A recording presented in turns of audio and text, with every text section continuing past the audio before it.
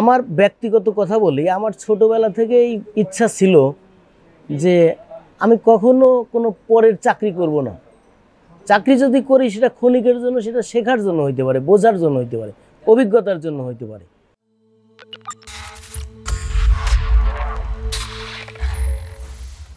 এই যে পাবনা বেনারসি মিউজিয়াম, পাবনাটা হয়েছে আমার দেশপ্রেম থেকে, আমার দেশের বাড়ি যেহেতু পাবনা, সেই হিসাবে পাবনা। আর বেনারসিটা এটা তো সারা ওয়ার্ল্ডের মধ্যে বিখ্যাত। বেনারসি পড়লেই যে বেনারসিতে আপনার সারা পৃথিবীর মধ্যে যে শাড়ি অনেক দেশেই তৈরি করতে পারে না, সেটা আমরা তৈরি করতে পারি। এটা হচ্ছে এই জন্য বেনারসি মিউজিয়াম মানে জাদুঘর। এটা হচ্ছে বেনারসির একটা জাদুঘর আর কি। মানে এখানে একেবারেই এক্সেপশনাল কিছু থাকে।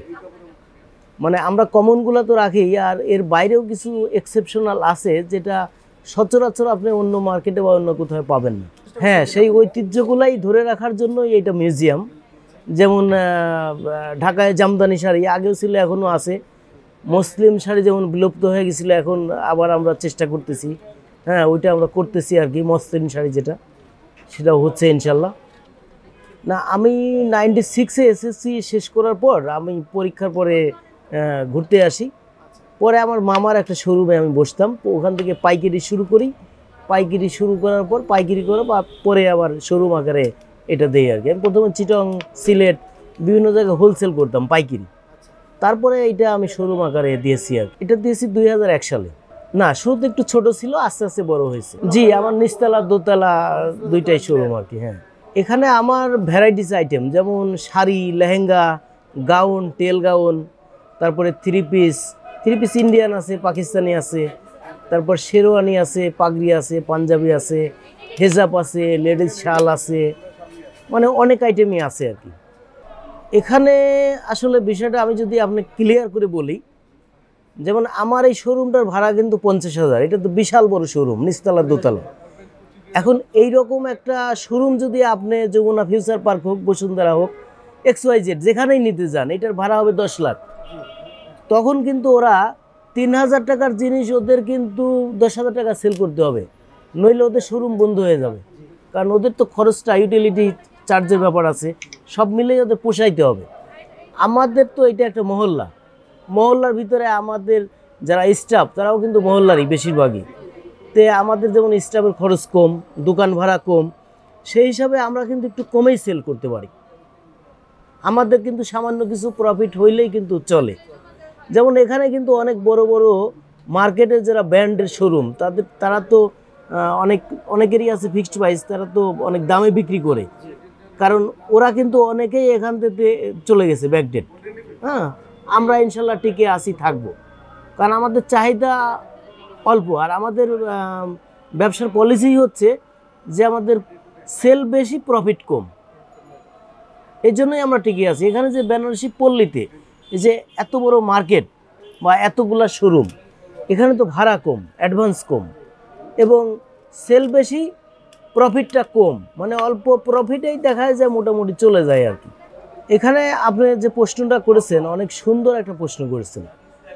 এই প্রশ্নের অ্যান্সার হচ্ছে, আমাদের এখানে তো মানে বিয়ে ভিত্তিক মানে মার্কেট আর কি, ব্রাইডাল মার্কেট আর কি। যার কারণে দেখা যাচ্ছে কি, একটা বিয়ের শপিং যখন করতে আসে, দেখা যাচ্ছে বিয়ের প্রথম শাড়ি, সেকেন্ড শাড়ি, থার্ড শাড়ি, নানি, দাদি, ভাবি, গায়ে হলুদ, হ্যাঁ, পাঞ্জাবি, শেরওয়ানি, মানে এই যে সব মিলে থ্রি পিস। দেখা যাচ্ছে যে একটা কাস্টমার যখন এখান থেকে নেয়, এক কাস্টমারের কাছে আমরা 50,000, 1 লাখ টাকা সেল করতেছি। দেখা যাচ্ছে সারাদিনে যদি আমরা 2টা কাস্টমার পাই, বিয়ের বড় কাস্টমার, 50, 1 লাখ টাকা সেল করতেছি, কিন্তু কাস্টমার কিন্তু দেখা যাচ্ছে না, বোঝা যাচ্ছে না। এখানে আপনি যদি নিউ মার্কেট গাউসিয়ার কথা বলেন, তাহলে ওখানে ওই যে যদি 100 টাকার কসমেটিক কিনতে যায় বা ছোটোখাটো জিনিস 100, 200, 500 টাকার মার্কেটিং করতে গেলেও তো ওখানে যায়, ফুটপাতে ভিড় করে, ভিতরে ভিড় করে। কারণ ওখানে তো ভ্যারাইটিসের একটা ব্যাপার। এখানে তো শুধু শাড়ির কাস্টমারই আসে এবং শাড়ির জন্যই আসে। যার কারণে এখানে কিন্তু কাস্টমারটা আমাদের ওইভাবে দেখা যায় না, কিন্তু কাস্টমার আসে এবং মোটামুটি সেল হয়। এবং এখান থেকে কিন্তু সারা বাংলাদেশে যাচ্ছে পাইকারিতে। আমরা তো তৈরি করি, আমরা নিজেরা তৈরি করি। এবং আমাদের মিরপুরটা যে বিখ্যাত, শাড়ির যে জন্য বিখ্যাত, সারা পৃথিবীর এমন কোনো শাড়ি নাই যে আমরা তৈরি করতে পারি না। তবে আমার শোরুমের আর একটা বিষয়, সেটা হচ্ছে কি, এখানে মিরপুরের যে দামি শাড়িগুলো হচ্ছে, যেমন ধরেন বেনারসি কিন্তু 35,000, 40,000, 50,000, 1 লাখ পর্যন্ত এখানেই তৈরি হচ্ছে। এগুলো কাস্টমার দেখা যায় যে ইন্ডিয়ান বললে খুশি হয়, পাকিস্তানি বললে খুশি হয়, দুবাই বললে খুশি হয়, কিন্তু আমরা সবসময় আমাদের পণ্য আমাদেরকেই বলি আর কি। আমরা যেটা নিজেরা তৈরি করি সেটা আমাদের পরিচয়ই আমরা পরিচিত করতে চাই। এটা আমার ক্ষেত্রে আমি সঠিক থাকি। অন্য দোকানদার হয়তো সেলের ক্ষেত্রে বা কাস্টমার খুশি হওয়ার ক্ষেত্রে বলতে পারে যে এটা দেশের বাইরের, মানে আমাদের দেশের মানুষ তো বাইরে শুনলেই একটু বেশি আকৃষ্ট হয়, খুশি হয়, এটা একটা বিষয়। হ্যাঁ, আলহামদুলিল্লাহ, যে আমি যদি আমার কথা বলি তাহলে আমার 80% কাস্টমারই পরিচিত, 80%ই পরিচিত, আর হয়তো 20% কাস্টমার তো নতুন হয়তো আসে আর কি। এটা এটা এটা ঠিক আছে আর কি। হ্যাঁ, এটাই আর কি। আমার তো আমার তো এখানে স্টাফ হচ্ছে 22 জন, আর কারখানার স্টাফ তো আলাদা। এই সেক্টরের সাথে তো অনেক কিছু জড়িত, রং জড়িত, সুতা জড়িত, তাঁতের লেবাররা জড়িত, যারা ওই যে সুতা টুতা ইয়ে করে ওরা জড়িত, মানে অনেক লোকই জড়িত আসলে। কিন্তু আমার এই শোরুমের জন্য 22 জন স্টাফ মানে নিয়োজিত। আর আরেকটা কথা আপনি যেটা বললেন, এটা হচ্ছে কি, আমার এখানে মানে অনেকেই তো চাকরির জন্য আসে। দেখা যাচ্ছে যে আমাদের দেশে তো বেকারত্ব সংখ্যাটা অনেক বেশি, যার কারণে অনেক শিক্ষিত লোকও কিন্তু চাকরির জন্য আসে। মানে দেখা যাচ্ছে যে এমন কিছু লোক এসে চাকরির জন্য ধরে যে ভাই আমাকে একটা জব দেন, আমি একটা কিছু করি, বেকার। সেক্ষেত্রে আমি কিন্তু পরামর্শ দিই বা বলি যে আমার এখানে মানে শিক্ষিত লোকেরও মূল্য নেই, অশিক্ষিত লোকেরও মূল্য নেই, মূল্য আছে অভিজ্ঞতার। শিক্ষার পাশাপাশি যদি অভিজ্ঞতা থাকে সেইটার মূল্যটাই বেশি। যার অভিজ্ঞতা আছে সেই ব্যবসায় গেইন করতে পারে, এবং যার অভিজ্ঞতা আছে তাকে দিয়ে আমার উপকার হইতে পারে এবং সে উপকার পাইতে পারে।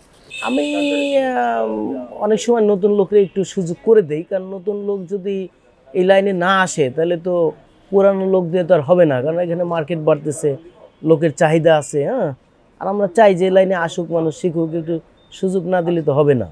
জি, আমার আমার আমার অনলাইনটা আছে। আর আমি এখন আরেকটা গুরুত্বপূর্ণ কথা বলবো, আমার অনলাইন আছে, আমি অনলাইনে লাইভও করাই, কিন্তু আমি অনলাইনে বিশ্বাসী না। কারণ হচ্ছে এখন যুগ উপযোগী করার জন্য আমি অনলাইন করি, প্রচার করার জন্য অনলাইন করি, কিন্তু আমি সবসময় কাস্টমারকে বলবো যে আমাদের যেহেতু শোরুম আছে, আপনারা প্রতারিত না হয়ে শোরুমে এসে দেখে শুনে বুঝে নেন, সেটা কাস্টমারের জন্য ভালো, আমাদের জন্য ভালো। এখন তো দেখা যাচ্ছে যে এই আমাদের শোরুম থেকে অনেক মেয়েরাই আছে যে কিছু শাড়ির ছবি নিয়ে যায় এবং দাম জিজ্ঞেস করে, ভাইয়া এটার দাম কত। আমি যদি প্রাইস বলে দেই, মনে করেন 10,000, উনি ওখানে বিক্রি করে 15,000, আমাকে হয়তো দিল 11,000। সেক্ষেত্রে কাস্টমার যদি আমাদের শোরুমে আসে তাহলে তো প্রাইসটাও কম পাচ্ছে, জিনিসটা দেখে শুনে নিতে পারতেছে। আর বেশিরভাগ অনলাইনের প্রোডাক্ট আমি দেখছি যে ওরা তো এডিট করে তারপরে কালার কম্বিনেশনগুলা ওইখানে ছেড়ে দেয়, তো কাস্টমার দেখা যায় যে কালার দেখে লাল হয়ে যায় মেরুন, হ্যাঁ, দেখে স্টোন, এসে দেখে পরে দেখে প্লাস্টিক। তো যার কারণে আমি সবসময়ই বলবো যে আপনারা শোরুমে আসেন, ভিজিট করেন, হ্যাঁ, দেখে শুনে নেন, বুঝে নেন। আপনারা ঘরে বসে প্রতারিত না হওয়ার পরামর্শ দিব আমি।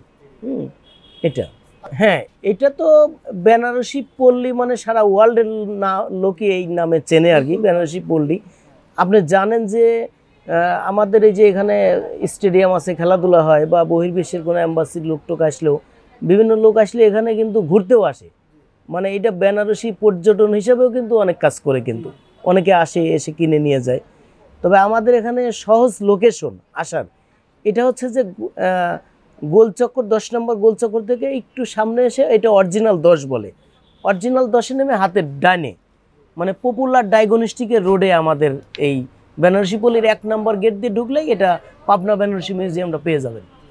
আমার ব্যক্তিগত কথা বলি, আমার ছোটোবেলা থেকেই ইচ্ছা ছিল যে আমি কখনো কোনো পরের চাকরি করব না, চাকরি যদি করি সেটা ক্ষণিকের জন্য, সেটা শেখার জন্য হইতে পারে, বোঝার জন্য হইতে পারে, অভিজ্ঞতার জন্য হইতে পারে। কিন্তু আমার মানে আমি চাকরি করব না, কারোর অধীনে আমি যাব না। এক একজন এক একটা জিনিস আসলে পছন্দ করে। বাংলাদেশের মানুষ তো বেশিরভাগ ছেলেরাই ভয় পায় যে ব্যবসায় যাব কি হবে না হবে। চাকরি হইলে তো মাস শেষে একটা টাকা পাইলে এটা নির্দিষ্ট একটা টাকা আমি পাবই, মানে আমার তাইলে বাসা ভাড়া হবে বা থাকা খাওয়া হবে, মানে ওরা নিশ্চয়তা চায় আর কি। কিন্তু আসলে এই এই এই বিজনেস বলবো না, আমি যে কোনো বিজনেসেই যদি শিক্ষার পাশাপাশি যদি ওরা বাস্তবতায় আসে, মানে বাস্তব অভিজ্ঞতা যদি কিছুটা গ্রহণ করে, আমি একজন ব্যবসায়ী হিসেবে বলবো যে কোনো মানুষই হোক, আমার যে কোনো স্টুডেন্ট ভাই হোক বোন হোক, তারা যদি প্রথমে অভিজ্ঞতা অর্জন করে, অভিজ্ঞতা অর্জন করে যদি ব্যবসায় নামে, তাহলে অবশ্যই সে ইনশাল্লাহ প্রতিষ্ঠিত হবে। আমাদের এখানে আসলে A to Z, মানে সর্বনিম্ন, মধ্যবিত্ত বা যারা ধনী, সব ধরনেরই আছে। যেমন আমাদের মানে আমাদের যে কালেকশন, এটার পার্টটাই আলাদা।